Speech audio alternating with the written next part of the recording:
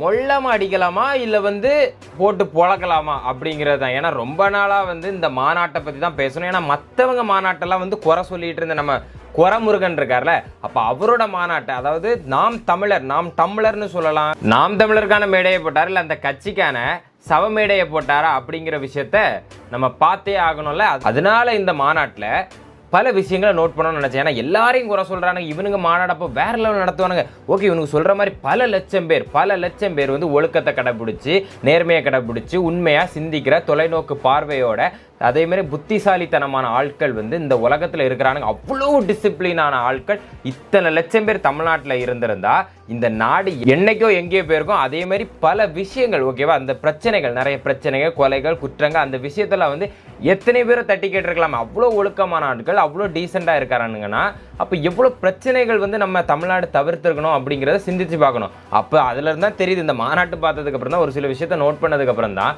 இவங்களும் இப்படி தான், யாருமே 100% கரெக்ட் கிடையாது அப்படிங்கிற ஒரு விஷயமும், நேர்மையாக இருக்க முடியாது, ஒழுங்காக இருக்க முடியாதுங்கிறத புரிஞ்சுக்கணும். அது வந்து நமக்கு தெரியும். ஆனால் வந்து இவங்க வந்து விட மாட்டாங்களோ, விட்டு கொடுக்க மாட்டாங்களோ, நாங்கள் அப்படி இப்படி மற்றவங்களும் அப்படின்னு சொல்லிட்டு நொட்டுவாங்கல்ல. ஸோ அந்த விஷயத்தை நம்ம வந்து அவங்களுக்கு தெளிவுபடுத்தணும் அல்லவா? சரி, மாநாட்டுக்குள்ளே போயிடலாமா நண்பர்களே? இந்த திடலும் இந்த வாயிலும் தயாராக இருக்கிறது. அனைவரும் பிப்ரவரி 21 சனிக்கிழமை மாலை 3 மணிக்கு சந்திப்போம். நன்றி.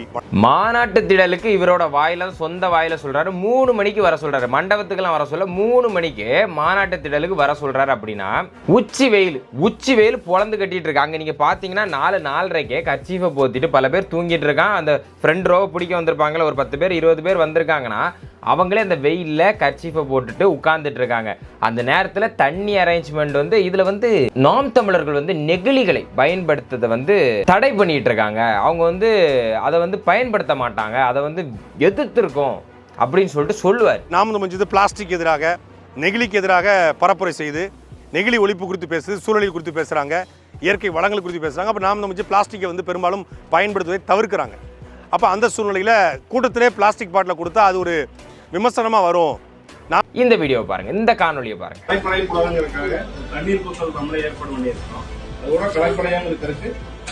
இது பிளாஸ்டிக் கிடையாது, இது வந்து நெகிழி கிடையாது, இது வந்து கல்லில் செஞ்ச பாட்டில். ஏன்னா அங்க இருக்க ஸ்நாக்ஸ் எல்லாம் பார்த்துக்கோங்க, எல்லாமே கவர், பாலித்தீன் கவர், நெகிழி. அவர் சொல்ற அந்த நெகிழியால் பொதியப்பட்டது.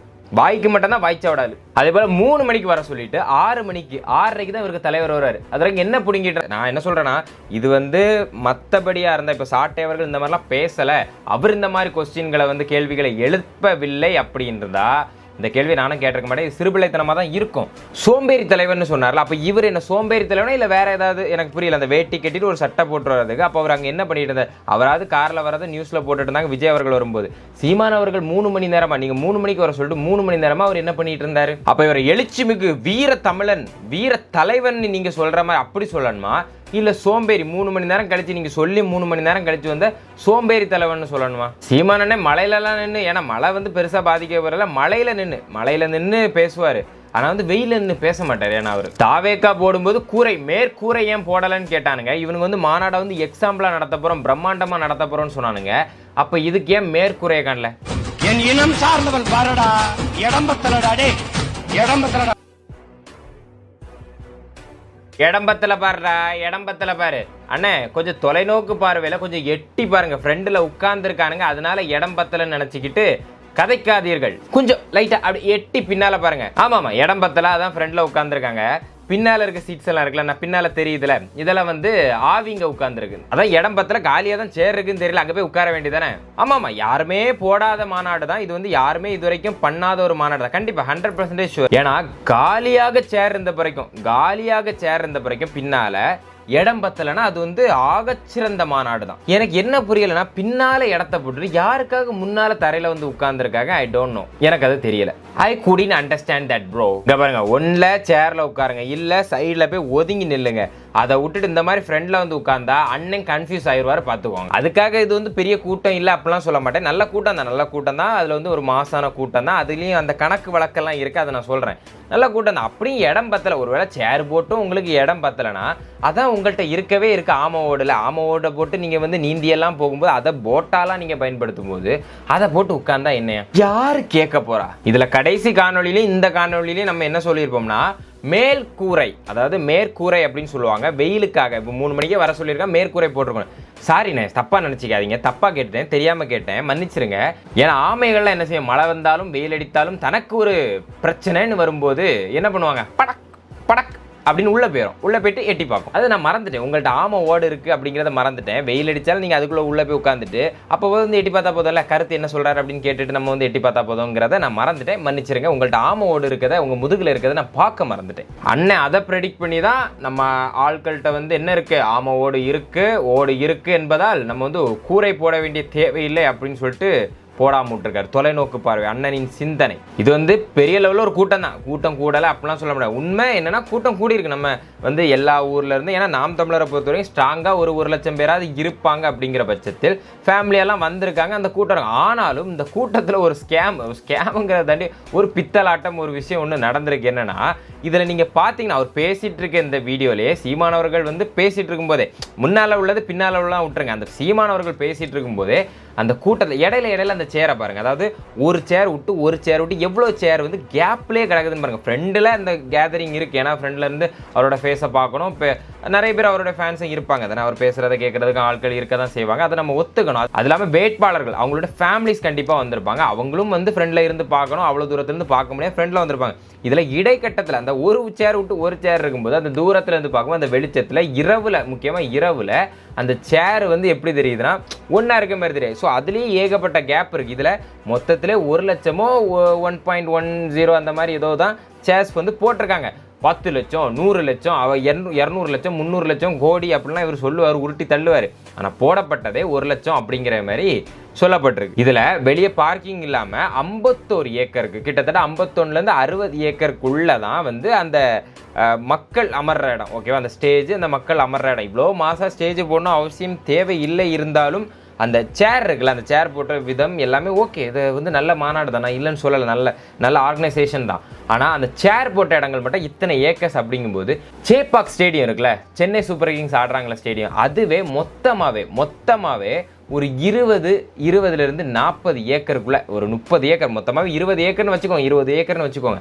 இதில் 16 ஏக்கருக்கு தான் அந்த சேர்ஸ், ஓகேவா, அதாவது சீட்டிங்ஸ் இருக்கும். அதுக்கப்புறம் பிளேயிங் ஃபீல்டு இருக்குல்ல, அந்த பிளேயிங் ஃபீல்டு ஒரு 3லேருந்து 4 ஏக்கர்ஸ் தான் இருக்கும். நல்லா புரிஞ்சுக்கோங்க மக்களே, இத்தனை ஏக்கர்ஸ், அந்த 20 ஏக்கர்ஸில் 16 ஏக்கர்ஸ்லேயே சீட்டிங்ஸ் வந்து 35,000 தான் அதில் அமர முடியும். அதுவும் ஸ்லைடிங்காக இருக்கும், நீங்கள் பார்த்துருந்தா தெரியும், இந்த மாதிரி இருக்கும்.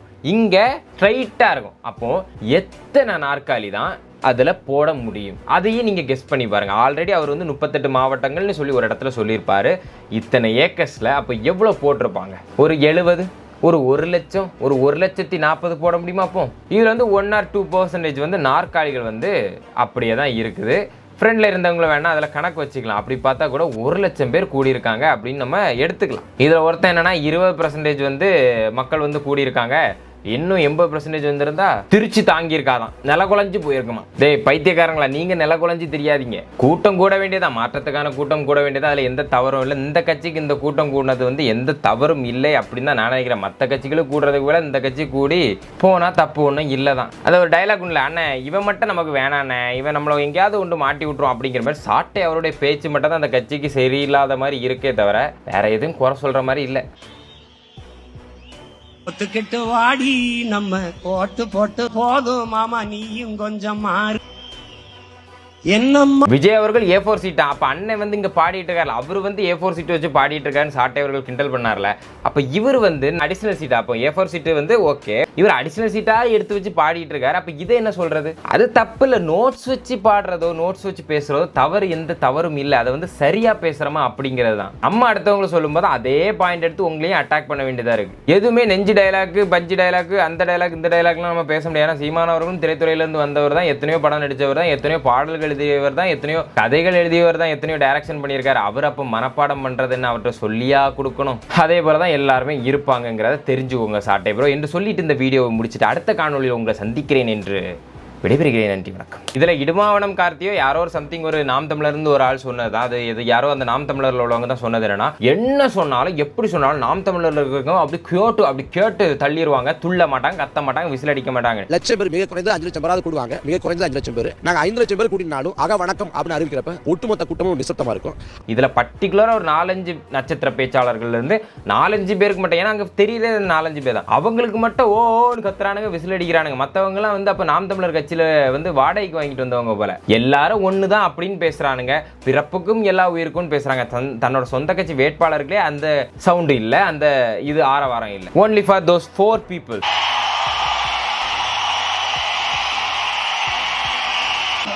நம்முடைய தாத்தா கண்ணா இதுல எல்லாரும் கெஸ் பண்ண மாதிரி அவர் காரைக்குடி தொகுதியில சீமான் அவர்கள் நிக்கிறாரு. அப்ப கூட கீழே கிடந்து கத்துறானுங்க, துள்ளுறானுங்க. பாருங்க இதெல்லாம் என்ன ஆட்டிடியூட். அப்ப இது என்னவா? அதாவது சொந்த கட்சியிலே இந்த மாதிரி தான் இருக்காங்க, துள்ளுறானு கத்துறேன். சத்தியமா சொல்றேன், அதே மாதிரி ரேம்பு போட்டிருந்தா இவர் அதில் நடந்து வந்திருந்தா கண்டிப்பா தாவி இருப்பானுங்க, துள்ளி இருப்பானுங்க. ஏன்னா இதை வந்து நம்ம வந்து சில விஷயத்த வந்து அந்த பூரிப்பான விஷயத்தெல்லாம் நம்ம வந்து கண்ட்ரோல் பண்ண முடியாது. ஒரு ஸ்டேஜ்ல சீமான் அவர்கள் பாடிட்டு இருந்தாரா இல்ல பேசிட்டு இருந்தாரா, இந்த ஒருத்தன் வந்து செல்ஃபி எடுக்க வருவான், இவர் வந்து அவனுக்கு அவன் பிரச்சனை அப்படின்னு சொல்லிட்டு ஒரு விஷயம் சொல்லியிருப்பாரு.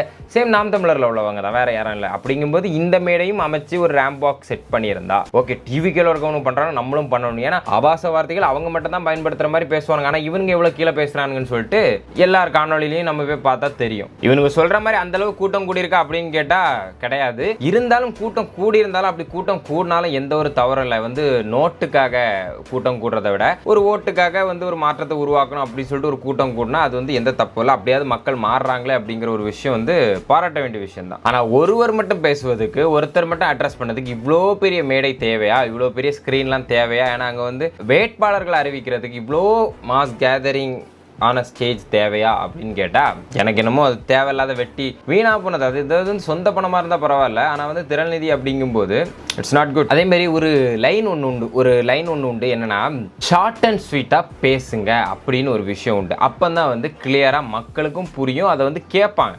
இங்க ஜவ்வா இழுத்துட்டு போனா the whole day யாருக்குமே வந்து கிடையாது. அவன் வேலை பார்ப்பான், பிஸியாக இருப்பான், வந்து படுக்கலான் இருப்பான். சாட்டர்டே வந்தால் சரி ஓகே இன்னைக்கு வந்து கொஞ்சம் வெளியே போகலாம் அப்படிலாம் இருப்பான். 2.5 மணி நேரம் வேட்பாளர் அறிவிப்பு வந்து ஒரு 45 நிமிஷம்னு வச்சுக்கலாம். ஆனால் வந்து ஒரு 1.25 மணி நேரம் வந்து இருந்து கேட்பார்களா, ஒரு படத்தை இருந்து பார்ப்பாங்களான்னு கேட்டால் அப்போ கூட அந்த பழைய நாம் தமிழரில் அவங்க மட்டும்தான் பார்க்க முடியுமே தவிர புதுசாக வரணும்னு நினைப்பாங்கல்ல, அந்த கொள்கையை ஈர்த்து வரணும்னு நீங்கள் நினைக்கிற அந்த டார்கெட்டை உங்களால் அச்சீவ் பண்ண முடியாது. அந்த ஷார்ட் அண்ட் ஸ்வீட் இல்லைன்னா அதை தெரிஞ்சுக்கும்.